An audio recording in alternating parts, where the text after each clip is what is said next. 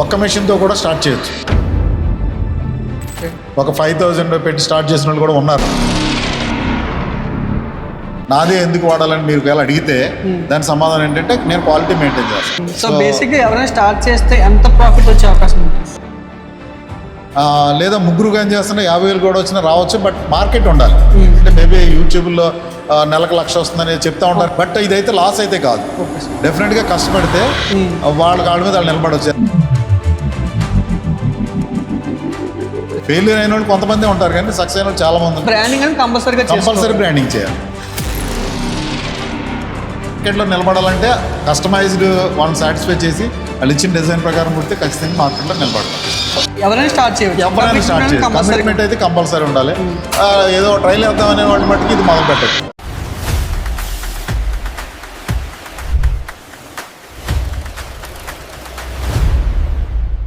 Entrepreneurs, welcome back to our channel Avinash biz connect. ఈరోజు మనం jute manufacturing బిజినెస్లో small scale ఇండస్ట్రీకి విజిట్ అవుతున్నాం. సో ఈ బిజినెస్ గురించి డీటెయిల్గా స్టెప్ బై స్టెప్ తెలుసుకుందాం. ఈ బిజినెస్ని ఎలా స్టార్ట్ చేయాలి, ఎలా స్కేల్ చేయాలి, ఎంత ప్రాఫిట్ ఉంటుంది అండ్ ఎలా మార్కెటింగ్ చేసుకోవాలో. సో పదండి ప్రతిదీ తెలుసుకుందాం, వచ్చేయండి. సార్, మీరు ఈ జూట్ బిజినెస్ని స్టార్ట్ చేశారు కదండి, మ్యానుఫ్యాక్చరింగ్ స్మాల్ స్కేల్. సో ఈ బిజినెస్ని స్టార్ట్ చేద్దామని మీకు ఐడియా ఎలాగ వచ్చింది సార్? యాక్చువల్గా నాకు కొంచెం సోషల్ యాక్టివిటీ అలవాటు. ఊర్లో కూడా ఒక ట్రస్ట్ పెట్టుకుని ముసలోళ్ళకి కానీ పిల్లలకి కానీ కొంచెం నేను సర్వీస్ చేస్తాను మానిటరీగా.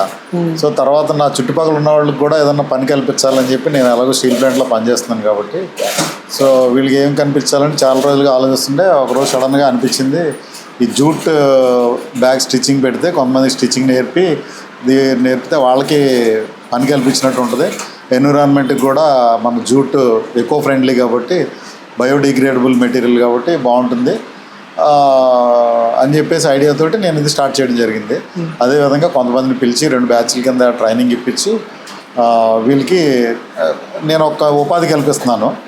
సో ఈ మెటీరియల్ కూడా నేను బయట నుంచి రప్పిస్తున్నాను. ఇక్కడైతే లోకల్గా దొరకదు వైజాగ్లోను. సో నేను ఏలూరులో, హైదరాబాద్లో ఈ జూట్ మెటీరియల్ దాని రిలేటెడ్ స్టిచ్చింగ్ కావాల్సిన బ్యాగ్ మ్యానుఫ్యాక్చరింగ్ కావాల్సిన ఇవన్నీ కూడా నేను హైదరాబాద్ నుంచి రప్పించుకుంటూ ఉంటాను.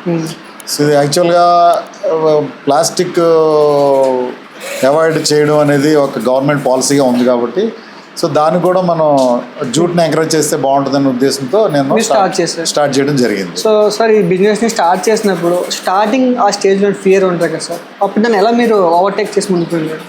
ఎగ్జాక్ట్లీ.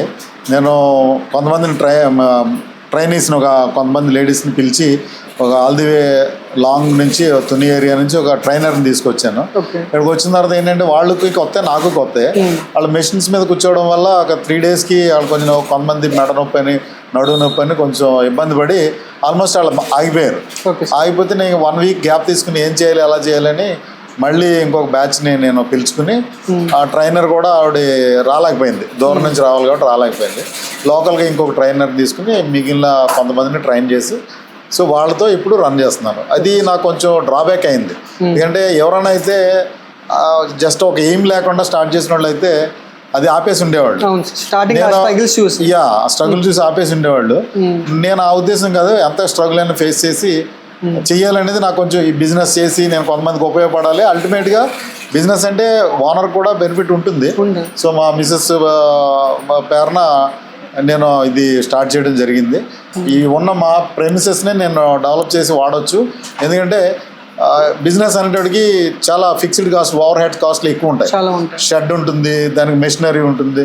ఇవన్నీ మెషినరీ ఎలా కొనాలి? నాకు పెద్ద ఏరియా కాబట్టి నా హౌస్ పక్కనే ఈ గార్డెన్ని కొంచెం చేసి ఒక 3 lakhsలో దీన్ని సెట్ చేయడం జరిగింది నాకు. సో మెషినరీకి ఒక 2 lakhs పెట్టాను. రన్నింగ్ క్యాపిటల్ 1 to 1.5, 2 lakhs వరకు రన్నింగ్ క్యాపిటల్ పెట్టుకుని ఈ మెటీరియల్ అంతా రప్పించి 2 బ్యాచ్ల కింద ట్రైనింగ్ ఇచ్చి ఈ రోజున నేను ఆల్మోస్ట్ 25th January స్టార్ట్ చేశాను. సో ఈ రోజుకి ఆల్మోస్ట్ 7-8 months అయినట్టుంది. సో ఇప్పటి వరకు నేను హార్డ్షిప్స్ వచ్చినా ఒకవేళ ఆర్డర్స్ లేకపోయినా కూడా నేను స్టాక్ చేసి కుట్టించి వాళ్ళకి పని అయితే కల్పిస్తున్నాను. సో ఇది నేను గట్టిగా కమిట్ అయ్యింది ఏంటంటే డెఫినెట్గా దీన్ని కొనసాగించాలని ఎక్కడా వదిలేసే ప్రసక్తి అయితే లేదు.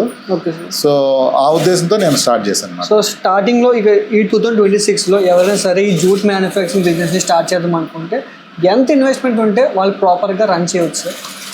నేను తెలుసుకున్నది నాకున్న అనుభవాన్ని బట్టి ఏంటంటే ఒక్క మెషిన్తో కూడా స్టార్ట్ చేయొచ్చు. ఓకే. ఒక 5,000 పెట్టి స్టార్ట్ చేసిన వాళ్ళు కూడా ఉన్నారు హిస్టరీలో, నా యూట్యూబ్ ద్వారా తెలుసుకున్నది. మరి 5,000 కాదు, కానీ ఆ మెషిన్ కొనాలంటే మనకి 15,000 ప్లస్లో వస్తుంది.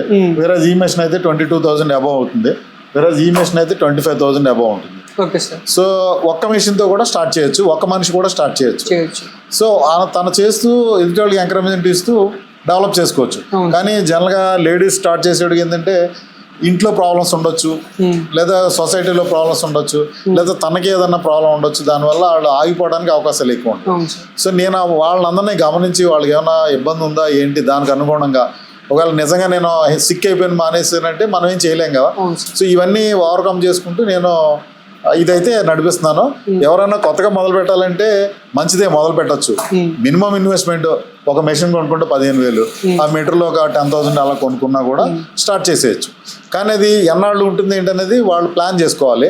అది అక్కడతో ఆగిపోరు కదా, అంచెలంచెలకి ఎదుగుతూ ఉండాలి. కాబట్టి సో ఇన్వెస్ట్మెంట్ పెంచడం, లేకపోతే ఎంప్లాయీస్ని పెంచడం, ఆర్డర్స్ తెచ్చుకోవడం ఒకటి.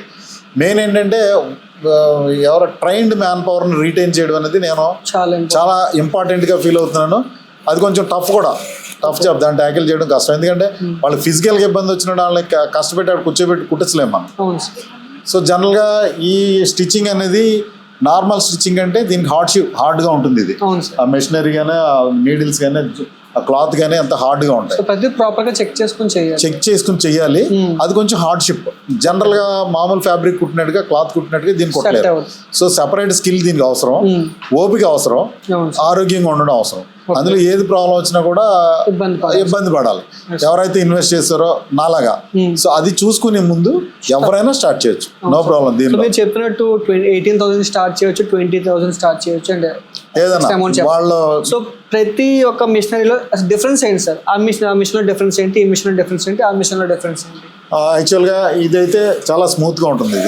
కాకపోతే సమ్ టైమ్స్ ఏంటంటే హార్డ్ ఎక్కువ థిక్నెస్ కుట్టినప్పుడు ఇది కొంచెం ప్రాబ్లం వస్తుంది. ఇక్కడ ఎలక్ట్రానిక్స్ అనమాట, ఎర్రర్ 1 అని వచ్చేస్తూ ఉంటుంది. కొంచెంసేపు ఆపి లేదా ఏదైనా ప్రాబ్లం, చిన్న దారం చిక్కుపడడం ఇలాంటివి వస్తే అది సెట్ చేసుకుని చేయొచ్చు. దానికంటే ఇది కొంచెం రాబస్ట్, కానీ అది కాస్ట్లీ. స్మూత్గా నడుస్తుంది. ఇది కొంచెం రాబస్ట్, ప్రాబ్లమ్స్ కొంచెం తక్కువ వస్తాయి. సో ప్రైస్ తక్కువైనా కూడా, అందుకే నేను 2 మెషిన్లు ఇవే తీసుకున్నాను. లేదు, అన్ని ఆటోమేటిక్, అన్ని మోటరైజ్డ్. వేరే అదే అయితే కొంచెం సౌండ్ ఎక్కువ వస్తుంది. రఫ్ వర్క్ బాగా యూజ్ చేయొచ్చు, ట్రైనీస్కి బాగా ఉపయోగపడుతుంది. ట్రైనింగ్లో ఉన్న వాళ్ళకి అది బాగా ఉపయోగపడుతుంది. అందుకనే నేను ఆ ఉద్దేశంతో తీసుకున్నాను. సో అది కంటిన్యూగా కుట్టినా ఎక్కువ ప్రాబ్లం రాదు. వేరే దీన్ని కంటిన్యూ కుడితే కొంచెం దీనికి ప్రాబ్లం రావచ్చు. ఇవి కూడా రావచ్చు, బట్ ఈ ఫ్రీక్వెంట్గా అయితే రావు. వర్క్ బట్టి దాని థిక్నెస్ బట్టి కొంచెం ప్రాబ్లమ్స్ రావడానికి అవకాశం ఉంటాయి. బట్ ఇమీడియట్గా నేను ఒక ఏఎంసీ లాగా ఒక ఆయన పెట్టుకున్నాను, మెకానిక్ని. ఆయన ఆల్ ది వే అనకాపల్లి నుంచి వస్తారు. మంత్లీ ఒకసారి వచ్చి అన్ని సెట్ చేసుకుని వెళ్తారు. ప్రాబ్లం వచ్చినప్పుడల్లా ఆయన వస్తూ ఉంటాడు. సో మెకానిక్ అవసరం. లేదా ఎవరైతే ఇక్కడ రన్ చేస్తున్నారో, నేను కాకపోవచ్చు, నేను కొంచెం ఎంప్లాయీని కాబట్టి నేను ఈ మెషిన్లను రిపేర్ చేయడం ఇప్పుడు నేర్చుకోకపోవచ్చు, ఫ్యూచర్లో నేర్చుకోవచ్చు. అసిస్టెన్స్ అయితే కంపల్సరీ కావాలి, ఒక మెకానిక్ అయితే కావాలి. లేదా కుట్టేవాళ్ళు కానీ వచ్చి ఉండాలి. వచ్చినా కూడా ఏదో నీడిల్స్ మార్చడం అంతవరకే, కానీ లోపల క్యామ్ సెట్టింగ్స్ అయ్యి ఉంటాయి. అవి ప్రాపర్ ట్రైనింగ్ ఉండాలి. బట్ అందరికీ ఉండడం అనేది కష్టం. వానర్ కమ్ టైలర్ అయితే డెఫినెట్గా అతను స్ట్రగుల్ అయితే నేర్చుకుంటారు. అది మెషినరీ వైపు అది ప్రాబ్లం ఉంటుంది. ఈ జూట్ మెటీరియల్ అంటే ఎప్పుడు మనకు దొరుకుతూ ఉంటుంది కదా, మార్కెట్లో డే బై డే ప్రైస్ అయితే పెరుగుతుంది. నేను ఫస్ట్లో 8 months బ్యాక్ కొన్నదానికి ఈ రోజుకి ప్రైస్ మారింది. సో ఈ రకరకాల జూట్లో ప్లెయిన్ అయితే ఒకటి, కలర్ అయితే ఒకటి, డిజైన్ అయితే ఒకటి, అలా ప్రైసెస్ ఉంటాయి అన్నమాట. సో యాక్చువల్గా కాస్ట్లీ అఫైర్ ఇది. ఇప్పుడు మన పాలిథిన్ లేదా అదర్ది ఏదన్నా 5 rupeesకి వచ్చేయచ్చు. సేమ్ పర్పస్లో మనకి మినిమం 50 నుంచి 60, 70, 80 అలా పెరుగుతుంది, కాస్ట్ ఉంటుంది. Premium product. దీనిలో ఇప్పుడు ఎవరైనా హై పీపుల్ వాడచ్చు, లో పీపుల్ వాడచ్చు, షాప్స్ వాళ్ళు వాడచ్చు, ఎవరు వాడచ్చు. ఎగ్జాక్ట్ గా ప్లాస్టిక్ రీప్లేస్మెంట్ ఇది కాదేంటంటే బయోడిగ్రేడబుల్ కాబట్టి దీని లైఫ్ 1 year పెట్టుకోవచ్చు. జాగ్రత్తగా వాడితే ఇంకెక్కువ రావచ్చు. బయోడిగ్రేడబుల్ అన్నప్పుడల్లా దాని లైఫ్ లాంగ్ లాస్టింగ్ గురించి లేదా దాని ఏజ్ గురించి మనం పట్టించుకోకూడదు. ఎందుకంటే అది మనకి ఫ్యూచర్ జనరేషన్స్కి పాలిథిన్ ప్లాస్టిక్ ఎంత హార్మ్ చేస్తుందో దీంతో ఆ రిస్కే ఉండదు మనకి. అవును సార్. ఇమీడియట్ గా డిగ్రేడబుల్ సాయిల్లోకి వెళ్ళగానే పాడైపోయింది. అవును. సో అది దీనివల్ల ఎక్కువ యూజ్ చేస్తున్నారు కూడా. గవర్నమెంట్ రిస్ట్రిక్షన్స్ కానీ ఇవన్నీ కూడా నవే డేస్ ప్లాస్టిక్ బ్యాన్ అని వస్తున్నాయి. ఆ టైంలో దీనికి ఆల్టర్నేటివ్ గా ఇది మనం యూజ్ చేసుకోవచ్చు. సరే అండి, ఈ మిషనరీ తీసుకుంటున్నాను సార్. ఇప్పుడు ఎగ్జాంపుల్ నేను స్టార్ట్ చేస్తున్నాను ఈ బిజినెస్. ఈ మిషనరీ తీసుకున్నాను, ఒక్క మిషన్ మీద నేను ఎన్ని బ్యాగ్స్ స్టిచ్ చేయగలను పర్ డే? బాగా ఎక్స్పర్ట్ అయిపోతే దీనికి స్టిచ్చింగ్ ఒకటే కాదు, దాని ముందు క్లాత్ మార్కింగ్ అంటే డైమెన్షన్స్ ఉంటాయి కదా, దాని ప్రకారం మార్కింగ్ కటింగ్ చేయాలి. చేసిన తర్వాత ఇన్పుట్ ఒకే మిషన్ నుండి ఒకే వ్యక్తి అయితే అన్ని తనే చేసుకుంటే చాలా ఇబ్బంది పడతారు, అవుట్పుట్ తక్కువ వస్తుంది. అంటే దీని టీమ్ ఉంటేనే కొంచెం వర్క్ స్పీడ్ ఎఫిషియన్సీ. కనీసం ఇద్దరన్నా ఉంటే వాళ్ళ కటింగ్ చేస్తుంది, వాళ్ళు కుట్టడానికి కొంచెం ప్రోడక్ట్ తొందరగా ఎక్కువ బయటకు వస్తుంది. లేదు ఒకళ్ళే చేయాలంటే దాని తగ్గట్టుగానే వస్తుంది. హై ఎక్స్పర్ట్ అయితే రోజుకి 100 బ్యాగ్స్ కూడా కొడతారంట డిజైన్ బట్టి. బట్ వేరే మా వాళ్ళు అయితే హార్డ్లీ అంటే టీమ్ ఉంటారు, వీళ్ళు ఒకళ్ళొక పని చేస్తారు కాబట్టి స్టెప్ బై స్టెప్ కాబట్టి 30 to 40 నాకు ప్రెసెంట్ వస్తుంది, పర్ డే వస్తుంది. ఎంత మిషనరీ సార్? ఒక 4 మిషన్ మీద పర్ డే 40 వస్తుంది. 40 అవుట్పుట్ ఫైనల్ వస్తుంది. వేరాజ్ దానికి డిపెండ్స్ ఆన్ మోడల్. సపోజ్ ఒక ఫైల్ ఉంది, దానికి చాలా జాబ్ ఉంటుంది. సైజు దానిలో కొన్ని 4 లేయర్స్ ఈ మధ్య మేము ఇచ్చాము. దీనిలో 4 లేయర్స్ ఉంటాయి. పైన జూట్ ఉంటుంది, లోపలేమో ఒక స్పాంజ్ ఉంటుంది, దాని లోపల ఒక ప్యాడ్ ఉంటుంది, చివర లైనింగ్ ఉంటుంది. దీనికి ఇది చేయాలి. సో ఇవి 10 to 15 మాక్సిమం 20 కంటే బయటికి రావు. చాలా వర్క్ ఉంటుంది లేస్ వర్క్ కాబట్టి. వేరాజ్ జిప్ బ్యాగ్లు అయితే ఆల్మోస్ట్ మనకి 30 to 40, 50 వరకు వస్తుంది. ప్రొడక్ట్ బట్టి దాని క్వాలిటీ బట్టి సైజ్ బట్టి అవుట్పుట్ అనేది ఎన్ని రావాలి డిసైడ్ అవుతుంది. అంతే ఎగ్జాక్ట్. అండ్ నెక్స్ట్ సార్ మనకి జూట్కి వచ్చేసరికి మెటీరియల్స్ మనం ఎక్కడి నుంచి సోర్స్ చేసుకోవాలి? ఇది చాలా మందికి ఉన్న క్వశ్చన్. యాక్చువల్గా మనకి గతంలో నెల్లిమర్ల జూట్ మిల్ అనేసి విజయనగరంలో ఉండేది. బట్ అది ఈ టైప్ ఆఫ్ ఫ్యాబ్రిక్ కాదు. వాళ్ళు రా మెటీరియల్ ఇచ్చేవాళ్ళు, వాళ్ళ దగ్గర నుంచి మళ్ళీ సబ్ పట్టుకెళ్ళి ఈ ఫ్యాబ్రిక్ తయారు చేసేవాళ్ళు. సో అది ఆల్మోస్ట్ అక్కడ విజయనగరంలో మిల్స్ అన్ని క్లోజ్ అయిపోయినాయి. ఆ తర్వాత ఏలూరులో ఉండే మిషనరీ. ఇవన్నీ నేను యూట్యూబ్ నుంచి నేర్చుకున్న హిస్టరీ అనమాట. ఆ ఏలూరు వాళ్ళు కూడా ఛానల్ చేశారు, తర్వాత వాళ్ళు కూడా ఆపేశారు. ఆపేసిన తర్వాత మనకి ఏంటంటే రా జూట్ అంతా వెస్ట్ బెంగాల్ నుంచి వస్తుంది. వెస్ట్ బెంగాల్ నుంచి తెచ్చి హైదరాబాద్లో కానీ చెన్నైలో కానీ వాళ్ళు ఈ ఫ్యాబ్రిక్ జూట్ ఫ్యాబ్రిక్ తయారు చేస్తున్నారు. కొంతమంది ఏంటంటే వాళ్ళే ఫ్యాబ్రిక్ చేసిన వాళ్ళు దీని మీద డిజైన్ వేస్తారు. మిల్లులో అయితే డిజైన్ రాదు, ఓన్లీ స్ట్రైప్స్ అలాంటివి వస్తాయి, కానీ మనకు కావాల్సిన ఫ్లవర్స్ కలంకారీ ఈ టైపు మనకి రావు అనమాట. ఈ డిజైన్స్ ఇవన్నీ రావు. దీనికి సపరేట్ మ్యానుఫ్యాక్చరర్స్ డిజైన్ చేసేవాళ్ళు హైదరాబాద్ లో ఉన్నారు. సో వాళ్ళ దగ్గర నుంచి మనం తెచ్చుకుంటాం. వేరే ప్లెయిన్ జూట్ ప్రైస్ కి దీనికి చాలా డిఫరెన్స్. ఇది 100 అనుకుంటే ఇది నియర్లీ 200 ఉంటుంది పర్ మీటర్ కాస్ట్. సో మనం అక్కడి నుంచి తెచ్చుకుని మన కస్టమర్ మన రకరకాల రంగులు పెడితే ఇక్కడ కస్టమర్ ఏ డిజైన్ మన క్లాత్ ఎలా కొనుక్కుంటామో బయట కస్టమర్ అడుగుతాడు. అతను కూడా ఒక బ్యాగ్ తీసుకొస్తాడు. అక్కడ ఇది బాగుంది సార్ అంటే డిటో దానికంటే బెస్ట్ క్వాలిటీలో కొడతాం. అంటే మేము ప్రీమియం మీటర్లే వాడతాం ఇక్కడ. సెకండ్ అంటే దీనిలో జిఎస్ఎం అంటారు. జిఎస్ఎం ప్లస్ దీని 12 అని ఉంటుంది. 12x12 అని ఉంటే కొంచెం గాడిగా వస్తుంది, అది అంత లుక్ బాగోదు. వేరే మేము 14x15 అని ఉంటుంది, అదే వాడతాం. అది కాస్ట్లీ అనమాట. సో అదే మెటీరియల్ వాడుతున్నాము. కాబట్టి నా ప్రోడక్ట్ కంపల్సరీ మార్కెట్లోకి వెళ్ళి వాళ్ళు నాదే ఎందుకు వాడాలని మీరు ఒకవేళ అడిగితే దాని సమాధానం ఏంటంటే నేను క్వాలిటీ మెయింటైన్ చేస్తాను. స్టిచ్చింగ్ లో కూడా ఎక్కడ కాంప్రమైజ్ అవ్వం. 2-3 స్టేజ్లో అట్లా చెక్ చేస్తాం. చిన్న ఏమన్నా ల్యాబ్సెస్ ఉన్నాయి ఏంటని చెక్ చేసుకుని ఫైనల్ ప్రోడక్ట్ క్వాలిటీ చెకింగ్ కూడా చేసుకుని, నేను బేసికల్గా ఇంజనీర్ కాబట్టి సో ఇవన్నీ చూసుకుని బయటికి పంపిస్తాం. బయటికి వెళ్ళిన తర్వాత ఏదైనా డిఫెక్ట్ వచ్చిందంటే మార్కెట్లో వన్స్ డిఫెక్ట్ వచ్చిందంటే బ్రాండ్ వాల్యూ పోద్ది. నేను ఉజ్వల ఎకో ప్రొడక్ట్స్ అని పెట్టుకున్నాను. దానికి న్యాయం చేయడం కోసం నేను కంటిన్యూస్గా వీళ్ళతో మానిటరింగ్ చేసుకుంటూ సమ్ టైమ్స్ నేను కూడా ఇన్వాల్వ్ అవుతూ వీళ్ళకి సజెషన్లు ఇస్తూ నేను చేస్తూ ఉంటాను అనమాట. అండ్ మనకి రా మెటీరియల్స్ దొరికి చూపించారు రా మెటీరియల్స్. Please come. ఇది యాక్చువల్గా దీన్ని న్యాచురల్ జూట్ అంటారు. దీన్ని న్యాచురల్ జూట్. ఈ కలర్ ఇదే కలర్ ఉంటుంది. వేరే మనం ఈ గోన్ సంచులు అంటాం కదా, దానికి దీని డిఫరెన్స్ అంటే లోపల ఇది లైనింగ్ లామినేషన్. ఈ లామినేషన్ కూడా అది లేదు మిల్లులో, దాని లెంగ్త్ ప్రకారం ఇది వస్తుంది అన్నమాట. చివర వాళ్ళు లాకింగ్ కోసం దేనికో వేస్తారు. ఇదేంటంటే ఇది స్టార్చ్, ఇది ప్లాస్టిక్ కాదు, లేయర్. ఇది స్టార్చ్ ఏంటంటే దీన్ని మనం వాటర్ లో పెడితే కరిగిపోద్ది. సో అందుకనే బయోడిగ్రేడబుల్ అంటాము. ఇది న్యాచురల్. ఈ న్యాచురల్ లో ఇది హాఫ్ వైట్ అంటారు దీన్ని. హాఫ్ వైట్ గిఫ్ట్ బ్యాగులు అటుకిటికి ఇది వస్తుంది. సో అన్నిటికీ లామినేషన్ కామన్. ఇది చూడడానికి ప్లాస్టిక్ లా ఉంటుంది కానీ ఇది కాదు, వాటర్ లో పెడితే ఇది ఆర్గానిక్. ఆర్గానిక్ దట్టు ఇది వాటర్ లో పెట్టింటే ఇది లోపల ఉంటుంది కాబట్టి ఇది బయటకి ఎక్స్పోజ్ అవ్వదు. కాబట్టి తడవడం చాలా రేర్. మనం ఏదో కావాలని తడిపేస్తే తప్ప కానీ ఇది అవ్వదు. తర్వాత కలర్స్ వస్తాయి, మనకు న్యాచురల్ వస్తుంది, ఇది వస్తుంది, కలర్స్ వస్తాయి. ఈ కలర్లు కూడా మిల్లులోనే డై చేసి వస్తాయి. సో డిఫరెంట్ కలర్స్, ఇవన్నీ కలర్స్ సింగిల్ కలర్స్ వస్తాయి. మోడల్స్ కలర్స్ బట్టి మనం పర్చేస్ మనకి ఇది ఏంటంటే డిజైన్ చేసినవి సెపరేట్ గా. వీళ్ళు అమ్మేవాళ్ళు వీళ్ళు అమ్మకపోవచ్చు, వేరే ఇది అమ్మేవాడు ఇది కూడా అమ్ముతాడు. ఎందుకంటే అతను తెచ్చుకుంటాడు కాబట్టి నాకు కావాలంటే హైదరాబాద్ చాలా వెండర్స్ ఉన్నారు. సో ఈ డిజైన్స్ వస్తాయి, రకరకాల డిజైన్స్. మనకి ఎవరికి కావాలంటే అన్ని డిజైన్స్ మనం పెడతాము. సో డిజైన్ బట్టి కస్టమర్ కి అవుట్పుట్ వాళ్ళు అడుగుతారు, ఈ డిజైన్ నాకు బాగుంది అనుకుంటే. ఇది ఏనుగులు, పిల్లలు బాగా ఇష్టపడతారు దీన్ని. ఏనుగులు బొమ్మలతో వస్తాయి అన్నమాట. సో రకరకాల దీన్ని కలంకారీ అంటాం. సో కలంకారీ మోడల్స్ అన్ని హ్యాండిల్స్ రకరకాల. ఈ న్యాచురల్ అయితే ఈ కలర్ వాడతాము, ఇది రోప్ అంటాము. సో ఈ కలర్ అయితే ఇది వాడతాము, ఈ కలర్ అయితే ఇది వాడతాము. వైట్ అయితే వైట్, గ్రీన్ అయితే గ్రీన్. వేరాజ్ దీన్ని నవ్వార్ అంటాము. ఇది యాక్చువల్ కూడా డైరెక్ట్ కుట్టేసుకోవచ్చు, స్టిచ్చింగ్ చేసేసుకోవచ్చు. మనకి ఆ టైప్ కూడా ఉన్నాయి, నవర్ ఉన్నాయి. క్వాలిటీ మెయింటైన్ చేయడం, క్వాలిటీ థ్రెడ్ వల్ల మెటీరియల్ మనకు ఉంటుంది. క్వాలిటీకి అంటే చిరిగిపోవడం అలాగ అవదనమాట. సో ఇవి కూడా నేను హైదరాబాద్ నుంచి రప్పిస్తూ ఉంటాను. సో అలాగే రకరకాల లేసులు కూడా వేస్తాం.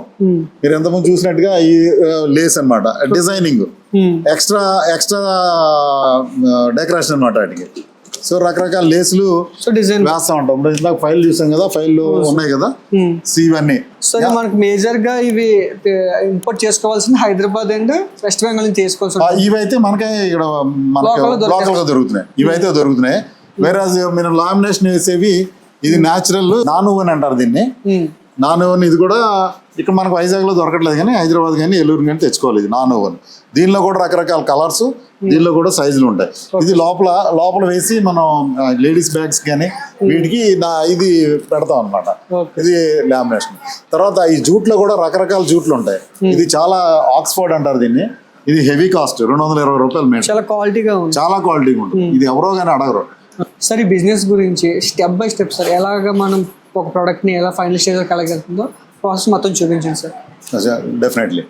యాక్చువల్గా ఇది కస్టమర్ మన దగ్గరికి వచ్చి నాకు ఈ సైజ్ బ్యాగ్, ఈ కలర్ బ్యాగ్, ఈ డిజైన్ బ్యాగ్ అని అడుగుతారు. ఇది సపోజ్ ఇది నచ్చింది అన్నారు ఆయన. సో దీన్ని కట్ చేయడానికి ఏంటంటే ఫ్రంట్ పీస్ ఎంత సైజ్ ఏంటి, బ్యాక్ పీస్ సైజ్ ఏంటి, జిప్ ఉందా, జిప్ లేదా, లేకపోతే డిజైన్ కావాలా, అంటే వెడల్పు అంటే గజెట్ అంటాం దాన్ని. గజెట్ చిన్నది కావాలా పెద్దది కావాలా అని రిక్వైర్మెంట్ ఉంటుంది. కస్టమైజ్డ్ అంటాం దాన్ని.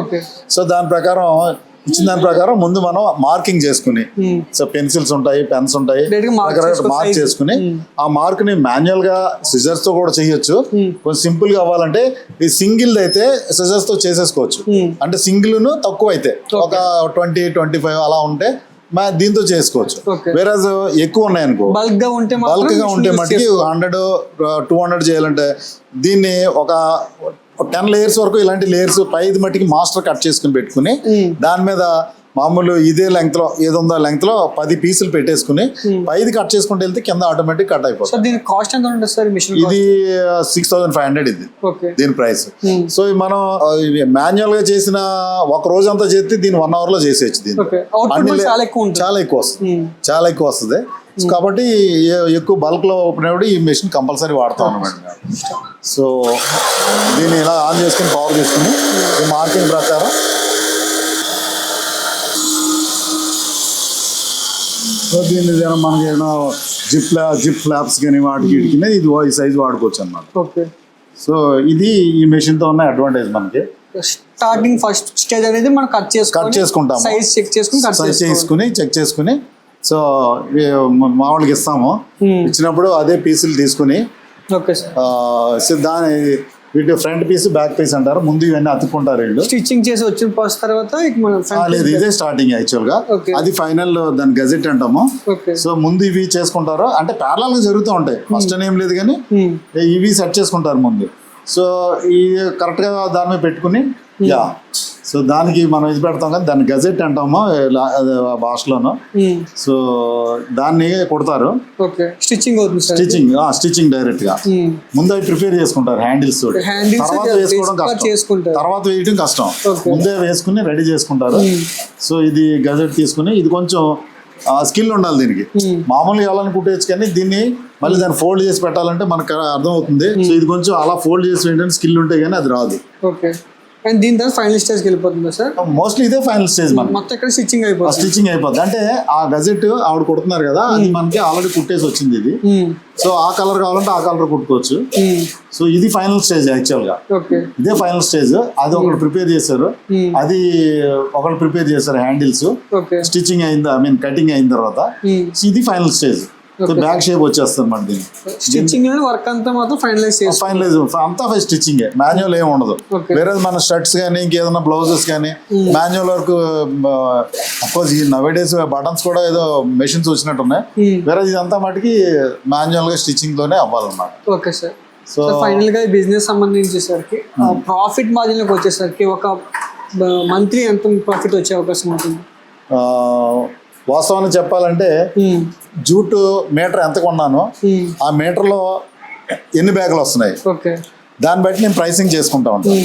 సో అది థ్రెడ్ కొనాలి, నవార్ ఉంటుంది, ఇవన్నీ చూసుకుని వీళ్ళ మ్యాన్ పవర్ చూసుకుని, వీళ్ళ మ్యాన్ పవర్ ఇచ్చే ప్రైస్ చూసుకుని, నా పవర్ కానీ లేకపోతే ఇది కానీ చూసుకుని కాల్కులేట్ చేసుకుని ఇది ఎంత పెడితే సరిపోతుంది నాకు అనేది నేను కాల్కులేట్ చేసుకుంటాను రఫ్ గా.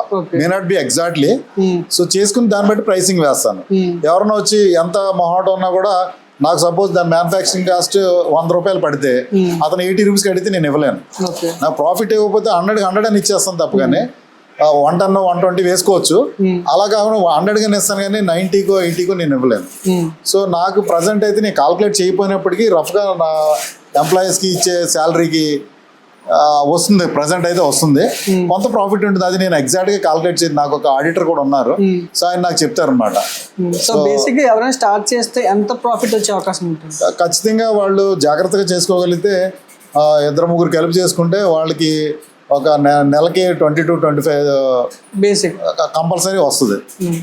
లేదా ముగ్గురు కానీ చేస్తుంటే 50,000 కూడా వచ్చినా రావచ్చు. బట్ మార్కెట్ ఉండాలి. కుట్టేసి ఇక్కడ పెట్టేసుకుంటే డబ్బులు వచ్చేవి, దాంట్లో మళ్ళీ మార్కెటింగ్ చేయగలగాలి, అప్పుడే వస్తుంది. దాన్ని బట్టే మనం కాల్కులేట్ చేయగలుగుతాం. జస్ట్ లైక్ దట్ ఇంత వచ్చేస్తుందంటే మేబీ యూట్యూబ్ లో నెలకు 1,00,000 వస్తుందని చెప్తా ఉంటారు కానీ అది ఎగ్జాక్ట్ గా అది ఎగ్జాగరేషన్ అవుతుంది. అది ఎక్స్ట్రా చెప్పుకోవడం అవుతుంది. అలా చెప్పలేము. మనకు ఆర్డర్స్ ఉండి ఇక్కడ మనం అవుట్పుట్ వాళ్ళు ఆర్డర్ ఇచ్చిన అవుట్పుట్ ఇవ్వగలిగితే డెఫినెట్ గా మనం రన్ చేసుకుంటే వెళ్ళొచ్చు, 50,000 కంటే ఎక్కువ వచ్చే అవకాశం ఉంటుంది. బట్ ఇదైతే లాస్ అయితే కాదు. డెఫినెట్ గా కష్టపడితే వాళ్ళ కాళ్ళ మీద వాళ్ళు నిలబడవచ్చు, ఎస్పెషల్లీ లేడీస్. కాకపోతే జనరల్ గా నాకున్న ఫీడ్బ్యాక్ ఏంటంటే లేడీస్ ఎక్కువ మంది దాన్ని సస్టైన్ చేయలేకపోతున్నారు, దాన్ని నిలబెట్టుకోలేకపోతున్నారు. మా దగ్గర కూడా చాలా మంది మొదలు పెట్టారని నాకు ఈ మధ్య తెలిసింది. వాళ్ళు కొంత ఈ హార్డ్షిప్స్ కొంచెం కష్టాలు వచ్చినప్పుడు వాళ్ళు వదిలేస్తున్నారు. అలా వదలకుండా ఎవరైతే నిలబడి చేసుకుంటే మట్టికి సక్సెస్ అయ్యే వాళ్ళు చాలా మంది ఉన్నారు. ఫెయిల్యూర్ అయిన వాళ్ళు కొంతమంది ఉంటారు కానీ సక్సెస్ అయిన వాళ్ళు చాలా మంది ఉన్నారు. బిజినెస్ లో అయితే సస్టైనబిలిటీ చాలా ఉంది. వాళ్ళు కొంచెం కష్టపడాలి, నిలబడాలి. హార్డ్షిప్స్ వచ్చిన నిలబడితే మట్టికి డెఫినెట్ గా వాళ్ళ కాళ్ళ మీద వాళ్ళు ఎస్పెషల్ లేడీస్ నిలబడవచ్చు. అండ్ సార్ ఇంకొకటి, ఈ బిజినెస్ ఎవరైనా స్టార్ట్ చేద్దాం అనుకున్నారు, లైక్ సమ్ లేడీస్ స్టార్ట్ చేద్దాం అనుకున్నారు, వాళ్ళకి మార్కెటింగ్ వచ్చేసరికి చాలా ఇబ్బంది పడుతున్నారు ఎవరైనా సరే. సో మార్కెటింగ్ ఫస్ట్ కస్టమర్ మనం తీసుకురావాలి అంటే మనం ఏం చేయాలి? యాక్చువల్గా కొంతలో కొంత మౌత్ పబ్లిసిటీ వెళ్ళాలి, లేదా మన సోషల్ మీడియా లాంటి వాట్సాప్ కానీ మన ఇన్స్టాగ్రామ్ కానీ ఫేస్బుక్ కానీ వాడాలి. వాళ్ళకి తెలియకపోయినా వాళ్ళ పిల్లల హెల్ప్ అన్నా లేకపోతే పక్క వాళ్ళ హెల్ప్ అన్నా తీసుకుని వెళ్ళాలి. సో బేసికల్గా ఇవన్నీ కొంచెం అవుట్ ఆఫ్ మన ఏరియా అంటే వైజాగ్ బయట లేదా వైజాగ్ సిటీలో కాకుండా ఎక్కడెక్కడ అవ్వాలంటే మట్టుకు డెఫినెట్గా మౌత్ పబ్లిసిటీ కానీ మన పోస్టర్స్ కానీ పాంప్లెట్స్ కానీ పేపర్లో పాంప్లెట్స్ పెట్టడం కానీ చెయ్యాలి. అది చేస్తే డెఫినెట్గా ఒకళ్ళు కాకపోతే ఒకళ్ళు వస్తూ ఉంటారు. నాకేంటంటే నాకు ఉన్న అడ్వాంటేజ్ ఏంటంటే నాకు మా బాబు సలహా ఇచ్చింది ఏంటంటే మన టైలర్స్ మనకి వెనకాల కుడతారు కదా, అవును సార్, కుట్టినట్టుగా నేను ఈ లేబుల్ తయారు చేయించాను. బ్రాండింగ్ కోసం లేబుల్ తయారు చేయించి దానికి నంబర్లు కూడా ఇస్తే ఇది మనకి ఒక ఆయన విజయవాడలో ఏజెంట్ ఉన్నాడు, వైజాగ్ నుంచి కూడా అతనే పట్టుకెళ్ళి రాజస్థాన్ లో ఎక్కడ తయారు చేస్తాడు. ఈ లేబుల్ వేస్తే దీని మీద ఖచ్చితంగా ఇది చూసుకుని కస్టమర్స్ వచ్చే అవకాశం ఉంది, నాకు వస్తున్నారు కూడా. సో బ్రాండింగ్ కంపల్సరీ బ్రాండింగ్ చేయాలి. బ్రాండింగ్ చేస్తే బిజినెస్ బాగానే నడుస్తుంది. సార్ మీ ఫస్ట్ కస్టమర్ ఏ విధంగా మీకు వచ్చారు సార్, మీరు ఎలా సక్సెస్ అయ్యారు అందులో? యాక్చువల్గా నా డిపార్ట్మెంట్ నుంచి నా వాట్సాప్ గ్రూప్ లో చూసి ఒక ఆయన రిటైర్ అయినా నాకు ఫోన్ చేసి వాళ్ళ చుట్టాల అమ్మాయికి మ్యారేజ్ అంటే అలా ఒక 350 బ్యాగులు ఇచ్చారు, బల్క్ గా ఇచ్చారు. వాళ్ళు కస్టమైజ్డ్, వాళ్ళు స్క్రీన్ ప్రింటింగ్ కూడా నా దగ్గర ఉంది, నేను కూడా ఓన్ గా చేపిస్తున్నాను. అది అలా వచ్చినాయి. తర్వాత రీసెంట్ గా కూడా ఫైల్ ఒక మీకు ఇందా చూపించిన ఫైల్ ఇచ్చారు. అలాగే అది చూసి ఈ లేబుల్ చూసి HPCL నుంచి కూడా ఆర్డర్ వచ్చింది. వాళ్ళకి ఒక 100 బ్యాగ్స్ ఇచ్చింది, ఇది ఇచ్చాం అనమాట, స్క్రీన్ ప్రింటింగ్ వేసి. సో దీన్ని చూసి ఇది చూసి అది చూసి HPCL వాళ్ళు ఇది ఇచ్చారు. అంటే మనం దీన్ని బట్టి మనం చూసుకోవాల్సింది ఏంటంటే మన బ్రాండ్ ప్రాపర్ గా చూసుకుంటే లైక్ HP లాంటి అండ్ స్టీల్ ప్లాంట్ పెద్ద పెద్ద కంపెనీలు కూడా వచ్చి మనకి ఆర్డర్స్ ఇచ్చే అవకాశం ఉంటుంది. సో మన బ్రాండ్ ఎంత బాగా ప్రమోట్ చేసుకుంటే మన బిజినెస్ విన్ అయ్యే అవకాశం అంత ఉంటుంది. ఎగ్జాక్ట్లీ. నాకు ఈ బ్యాగ్ ఇచ్చినప్పుడు గానీ ఈ బ్యాగ్ ఇచ్చినప్పుడు గానీ తర్వాత రీసెంట్ గా ఇచ్చిన HPCL గానీ బ్రాండ్ చాలా చాలా హ్యాపీ ఫీల్ అయ్యారు. ఈ రోల్ ప్లే చేస్తుంది చాలా 100% వాళ్ళు సాటిస్ఫై. నాకు ఫోన్ చేసి చెప్పారు చాలా బాగున్నాయి, ఎక్కడ ఇది లేదని చెప్పేసి చెప్పారు అనమాట. సో నేను ఈ వాడే మెటీరియల్ గానీ ఈ స్క్రీన్ ప్రింటింగ్ గానీ ఇవన్నీ నేను క్వాలిటీ వాడటం వల్ల నా బ్రాండ్ కి డెఫినెట్ గా ఉంది, ఫ్యూచర్ లో కూడా ఉండేలాగా నేను సర్వీస్ ఇస్తాను. ఈ రోజు ఎలా ఇస్తున్నానో ఇది కంటిన్యూగా రన్ చేసే ఉద్దేశంతో పెట్టాను. ఖచ్చితంగా నేను స్కేల్ చేయడానికి చాలా ఎక్స్పోర్ట్ చేసే అవకాశం కూడా బిజినెస్ ఉంది, మార్కెట్ కూడా చాలా పెద్దది ఉంది, చాలా పెద్ద ఉంది. సో అది నేను ఇంకా ఆ ఫీల్డ్ లోకి నాకు కొంతమంది ఫ్రెండ్స్ ఉన్నారు. అది ఎక్స్పాండ్ అయితే నేను ఫ్యూచర్ లో ఇంకా మెషినరీ కొని ఇంకా ఎంప్లాయీస్ చేద్దామని ఉద్దేశిస్తుంది. నేను ఎంత సామాజిక సేవ ఉన్నా కూడా ప్రాఫిట్ అనేది కంపల్సరీ కావాలి ఏ బిజినెస్ కన్నా, ఖచ్చితంగా కావాలి. నేను ఎంత పెంచుతానో అదే విధంగా నా క్వాలిటీ కూడా మెయింటైన్ చేసి డెఫినెట్ గా ఫ్యూచర్ లో నేను ఇంకా దీన్ని డెవలప్ చేయాలనే చూస్తున్నాను. సరే, ఇంకొక సింగిల్ డౌట్ ఏంటంటే ఈ బిజినెస్ లో ఎవరైనా స్టార్ట్ చేద్దామని వాళ్ళు లాసెస్ ఎక్కడ కనబడతాయి? లాసెస్ ఎక్కడ కనబడతాయంటే బేసిక్ గా మెటీరియల్ తెచ్చింది చాలా స్టోర్ చేయాలి బాగా. అది వర్షంలో పడినా లేకపోతే ఇంకేదైనా ఎన్విరాన్మెంట్ మంచులో పడినా కూడా అది పాడవుతుంది. స్టోరింగ్ ప్రాపర్ గా ఉండాలి, స్టోరింగ్ కంపల్సరీ ప్రాపర్ గా ఉండాలి. తర్వాత ట్రైనింగ్ లో కొంత మెటీరియల్ వేస్ట్ అయినా తర్వాత ఏంటంటే మెటీరియల్ వేస్ట్ అవ్వకూడదు. వేస్ట్ అవ్వడం అంటే వాళ్ళు ఇచ్చిన డిజైన్ మెజర్మెంట్స్ వేరు, మనం కట్ చేసిన వేరు అనుకో, అదంతా పోద్ది. సో దీని ఏంటంటే ప్రతి ఇంచు కూడా ఉపయోగించుకుంటేనే దీనిలో మనం ప్రాఫిట్ కానీ లేకపోతే ఇన్కమ్ కానీ తెచ్చుకోగలుగుతాం. జస్ట్ లైక్ దట్ కట్ చేసి వేస్ట్ చేస్తే అది ఒకటి వేస్టేజ్ అవుతుంది. ఎన్విరాన్మెంట్ ఎక్స్పోజ్ అయితే వేస్ట్ అవుతుంది, రాంగ్ ఆపరేషన్ అయితే వేస్ట్ అవుతుంది, వేస్ట్ అయితే ఉండదు. సో 99% వేస్ట్ అయితే ఉండదు. ఎందుకంటే ఆల్రెడీ ట్రైనింగ్ లో కొంత పాడు చేసుకోవచ్చు, కానీ రాను పాడు చేసే అవకాశాలు ట్రైలర్ కూడా ఉండదు. నా బిజినెస్ లో డెవలప్ అవడానికి మా స్టీల్ ప్లాంట్ లో కోఆపరేటివ్ స్టోర్స్ అని ఉంటాయి. ఒక more than 20 అవుట్లెట్స్ ఉంటాయి.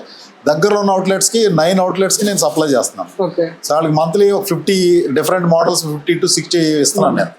సో వాళ్ళు నేను ముందు క్రెడిట్ లో ఇచ్చిన తర్వాత వాళ్ళు చెక్ రూపంలో ఇస్తున్నారు.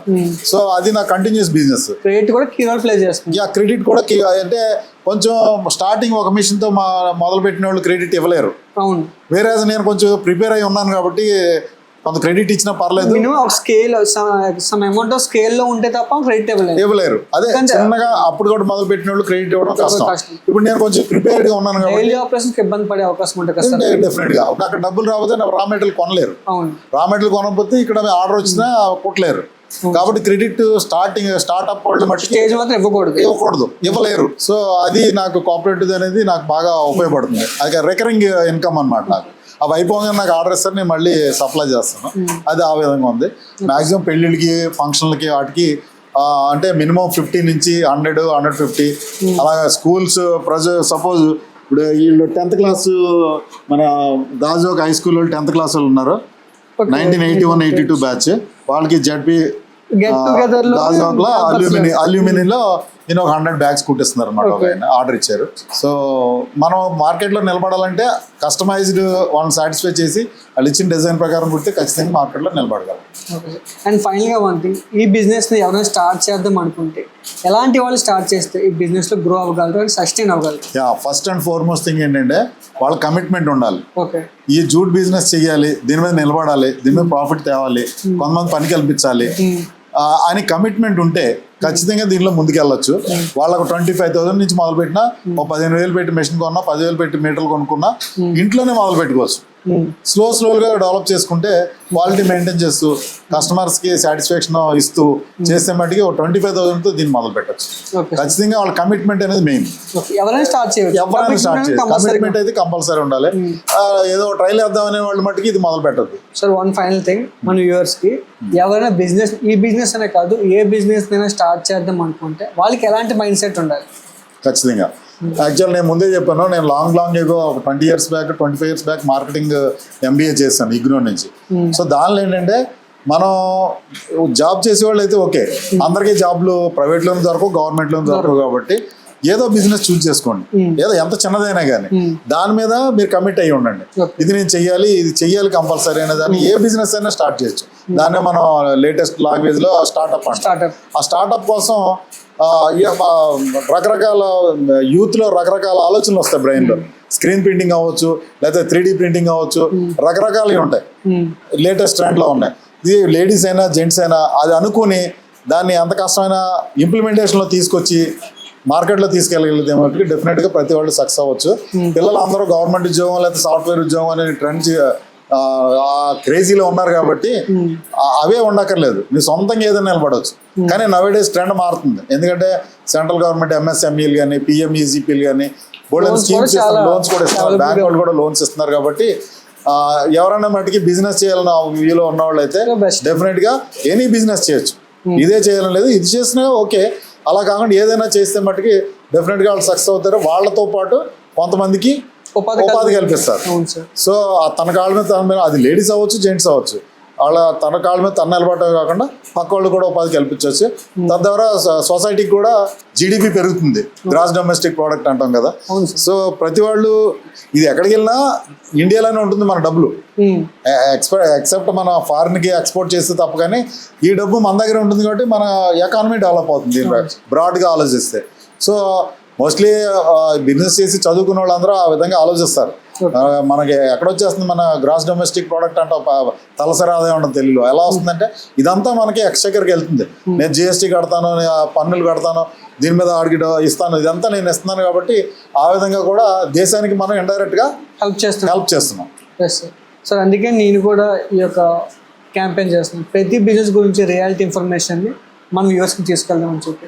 సార్ మీ వాల్యుబుల్ టైంని ఇచ్చి మా వ్యూవర్స్కి ప్రతిదీ డీటెయిల్గా చెప్పినందుకు thank you so much sir. Welcome, you're welcome Anvesh.